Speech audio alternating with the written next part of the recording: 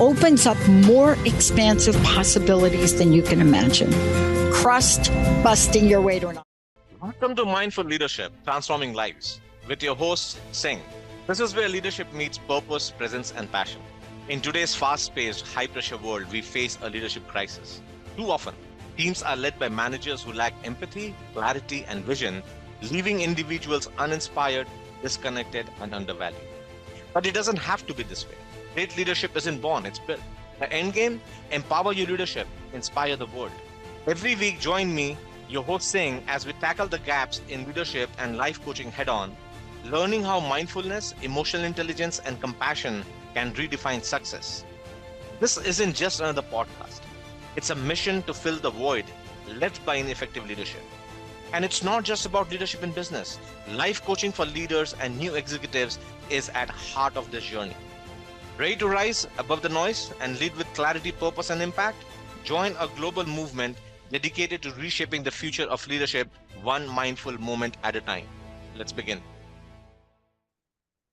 Welcome back to another episode of Mindful Leadership Podcast on the Transformation Network. The podcast where we turn stress into strategy, overthinking into clarity, and overwhelm into momentum. I'm your host, Singh, the leadership coach who knows that growth does not happen through burnout, it happens through alignment. Let's begin. Let's set the scene. It's Monday morning, your coffee piping hot, just shy of third-degree burns, inbox manageable, only 1,700 emails, which might feel like vacation mode these days, right? And then you meditated for 8 whole minutes. You're basically a Buddha in a blazer, right? But then Slack lights up like it's auditioning for a disaster movie. The vendor ghosted, the client wanted it yesterday, and by the way, the specs changed. Oh, and that new software update, yeah, it's just nuked everything. In that moment, your inner monk is gone. Left the chat, didn't even drop a peace sign emoji on that way. Now, suddenly, you're not a leader anymore. You're a firefighter with Wi Fi. And here's the real kicker. Why do some teams completely unravel in that moment, while others tighten up, recalibrate, and somehow walk out stronger? It's not IQ, it's not the budget size, it's definitely not some overpriced MBA framed in reclaimed bondwood, right? It's adaptability. And listen, in 2026, where AI is out here rewriting job descriptions faster than HR can finish lunch, adaptability is not a soft skill anymore. It is survival. But let me be clear today, we are not talking about embracing change like it's some Pinterest motivational poster hanging in a co working space. No, this is about building teams that are anti fragile, teams that don't panic when system crashes, teams that don't freeze when market shifts, teams that don't need their inner monk to survive on a Monday. So let's build on that. Let's get something straight right out the gate. Adaptability is not something we are born with. It's not like dimples, right? Or a freakish metabolism that lets you crush a midnight pizza and still show up 6 a.m., meeting bright eyed and bushy tailed. No, adaptability is a skill. And here is what that means. If your team is not adaptable, it's not because they are just not wired that way. It is because you have not trained them for it. Now, here's the real problem. Most teams only try to flex their adaptability muscles when they are already drowning in chaos. Let me hit you with a visual. That's like trying to learn to swim in middle of a tsunami. Three people frantically Googling how to swim for beginners. Two others panicking like they are in the deleted scene from Titanic. And there's always one person standing on a metaphorical chair, confidently yelling, "Don't worry, we'll figure it out." They don't figure it out. Adaptability is not about reacting better, it is about preparing smarter. A few years ago, I worked with a leadership team that lost their largest client overnight. Seven-figure contract gone. Now, for most teams, that is DEFCON 1, right? Just think about that late night emergency meetings, finger pointing, and 47 versions of the same PowerPoint slide. But this team, they didn't flinch because every quarter they ran what they called disaster rehearsals. They would sit down and ask, what if our biggest client leaves tomorrow? What if our tech fails during a major launch? What if supply chain shuts down? And when the worst case scenario actually happened, there was no drama. And within 48 hours, they had a pivot strategy locked and loaded. Same crisis, completely different nervous system. That is adaptability. So let me ask you this. When was the last time your team practiced disruption before it arrived? All right. Let's take a little detour here because we need to talk about why people resist change. And let's be honest, it's not because we are allergic to growth. It's because change feels like extra work, right? When someone says we're implementing a new system, your brain immediately goes, or hear me out, we just don't. It's like when your phone forces you to update the software. Everything looks different. Your app have moved. You're just trying to send a text, but instead you accidentally open the flashlight. Now you are integrating your own face at 6 a.m. like you're auditioning for an episode of CSI Morning Edition, right? That feeling. That is exactly how your team feels when you drop unprepared change on them. Confused, blinded, slightly betrayed. But here is the thing. You don't have to let your team drown in that chaos. Because adaptability, real adaptability, is not about tolerating change, it's about training for it, right? Because unprepared change is nothing but a chaos in a shiny new outfit, right? And once you have built that muscle, your team does not just survive disruption, they thrive on it. Okay, so let's get deeper. If adaptability is the muscle, psychological safety is the oxygen. Let it settle. No one experiments in a room where mistakes are punished. No one raises their hand in a meeting when failure feels like public execution. No one takes a risk when the cost of a misstep is humiliation. And here is the uncomfortable truth. If your team hides mistakes from you, that's not a performance issue, that is a safety issue. Now, leaders, this is where you have got to step up. If you want to build adaptable, innovative, future proof teams, you have got to go model imperfection publicly. Yeah, I know that probably stings because we have all been trained to lead with confidence, to always have the answer, to protect the myth of the all knowing authority. But here's the thing, that is an act. It is not inspiring your team, it is suffocating them. Psychological safety is not announced, it is demonstrated. I worked with another leader, Miranda, absolutely powerhouse, running a team of 30. They're handling multi-million dollar projects. But here's what she noticed. Whenever something went wrong, her team froze. Nobody wanted to take ownership. Nobody wanted to speak up. Why? Because Miranda did not realize her default response to mistakes. Her tone would get hypercritical. Her feedback, all problem, no solution. Her face, let's just say, even the printer was afraid of her. And one day we had a real conversation. I asked her, when someone on your team makes a mistake, what is your first instinct? Curiosity or control? Think about it. She thought about it and she said, honestly, I want to fix it immediately. And I said, that is your problem. See, when you jump straight to control, you're telling your team mistakes are not safe here. And that fear, it kills experimentation, it kills innovation, it kills trust. So we tried something different. Once a week, Miranda started sharing her own mistakes with team publicly. She would say something like this: hey, here's where I dropped the ball this week. Here is what I learned. And here is what I'm doing differently moving forward. That one act, it changed her entire team dynamics. People started speaking up more in the meeting. They started owning their own mistakes. They did not wait for her to sweep in and fix everything because they knew it was safe to try, fail, and learn. Psychological safety is the difference between a team that hides and a team that grows. And here is the thing about leaders and mistake. We hate admitting them. Why? Because somewhere along the way, we got this weird idea that leadership is about being perfect. But honestly, trying to be the perfect leader is like trying to assemble IKEA furniture without the instructions. You think you're doing great until you realize the shelf is upside down. There's one screw left over, and somehow you have emotionally scarred your entire family. But I'm the leader. I know what I'm doing. No, you don't. And that's okay because your team does not need to be perfect, they need to be human.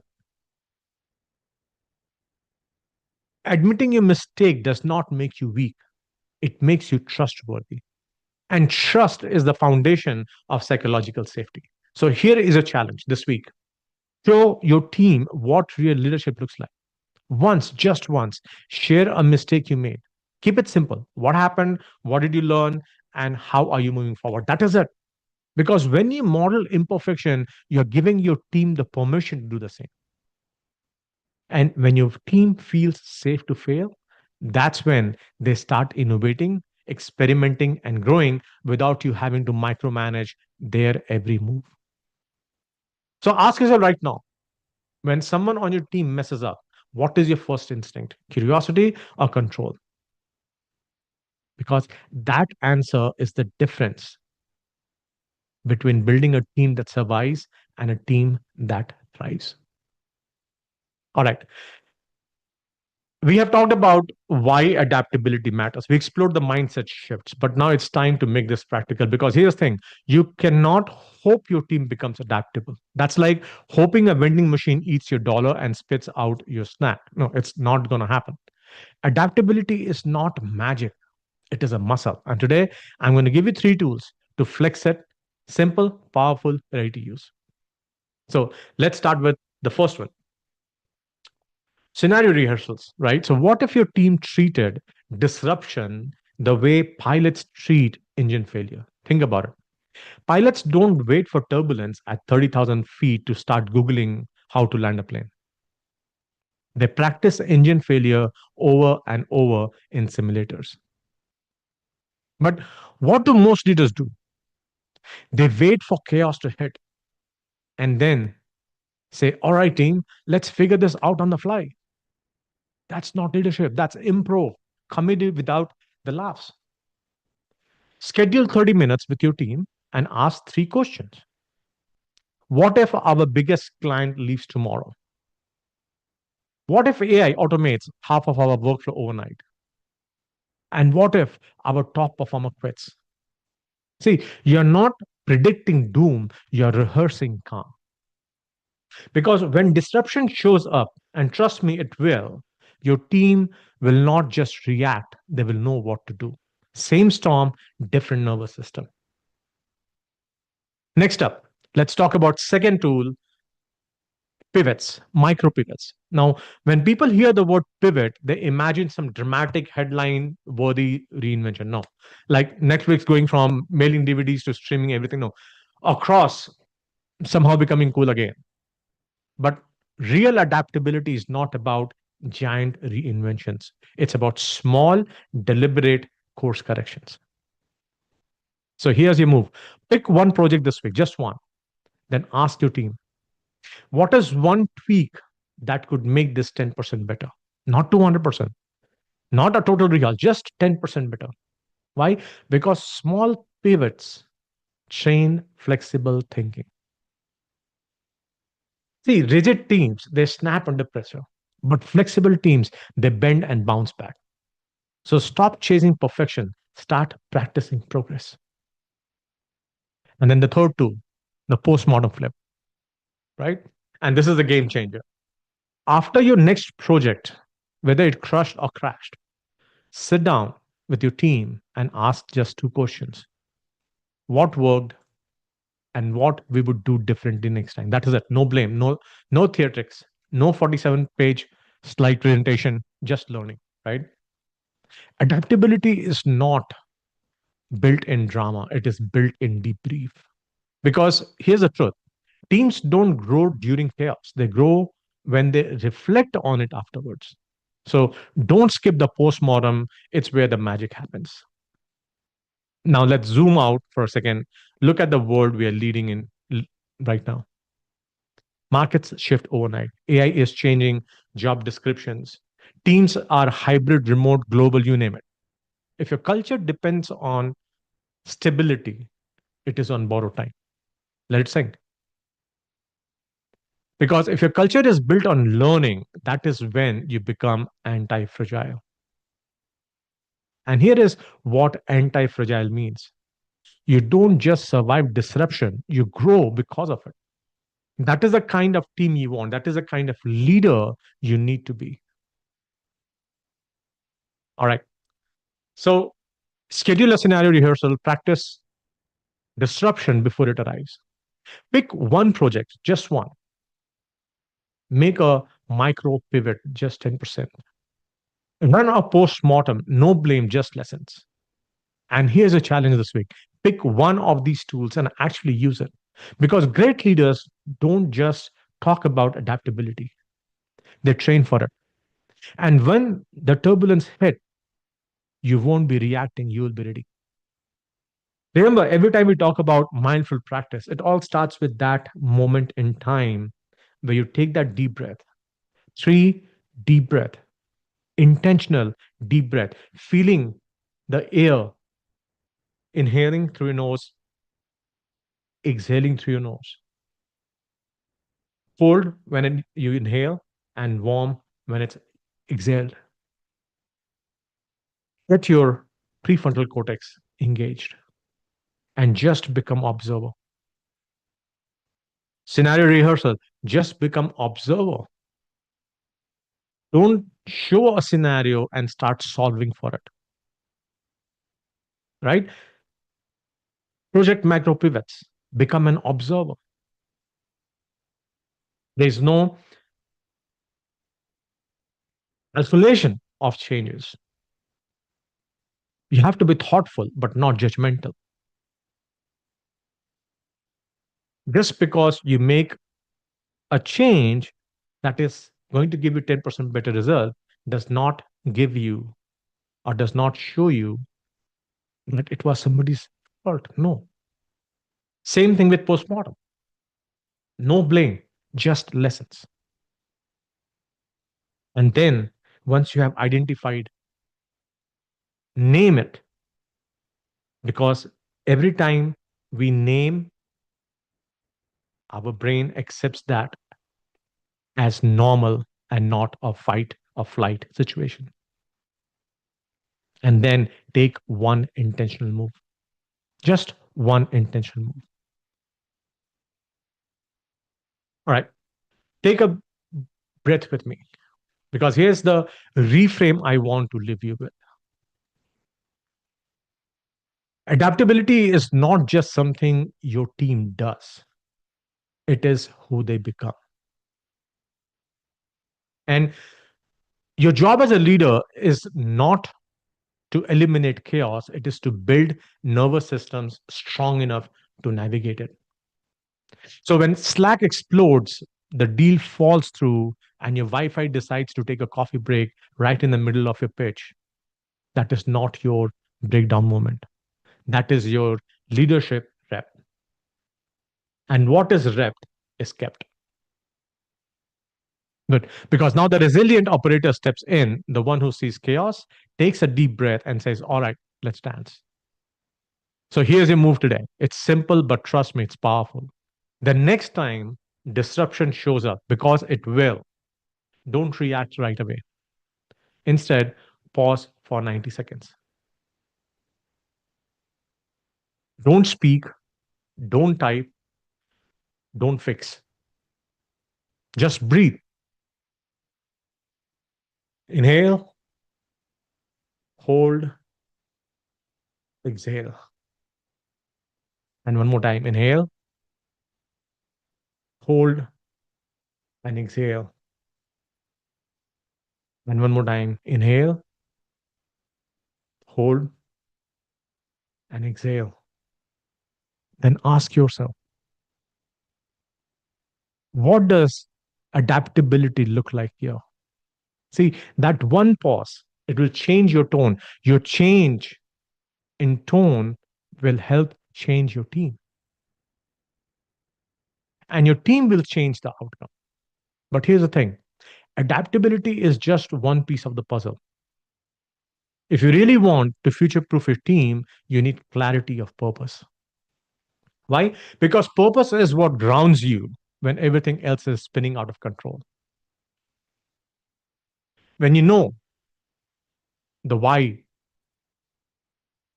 you don't just react to change, you lead through it. And that's where the purpose factor assessment comes in. We not only identify the archetype that you are,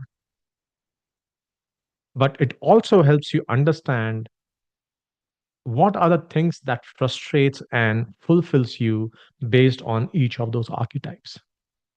It shows you how you lead others and how you like to be led by others. And then it shows you your blind spots. So once you have taken the purpose factor assessment for each of the archetypes, the goal becomes how can we maximize what fulfills us and minimize what frustrates us? Because purpose is the best of what you have to give others. The assessment is designed to give you crystal clear insight into what drives you, what fuels your decisions, and what makes you resilient under pressure. Because let's be real, confident leaders are not born, they're built. And that confidence, it starts with clarity. So take the assessment, it is quick, it's actionable, and it's next step towards becoming the kind of leader your team needs. Great leader don't react to change, they train for it. And that is how you future proof your team. Thank you for listening to me. You're listening to Singh, your host of the Mindful Leadership Transforming Lives on the Transformation Network. We'll see you again next time. Till then, stay safe, stay bold, and pivot.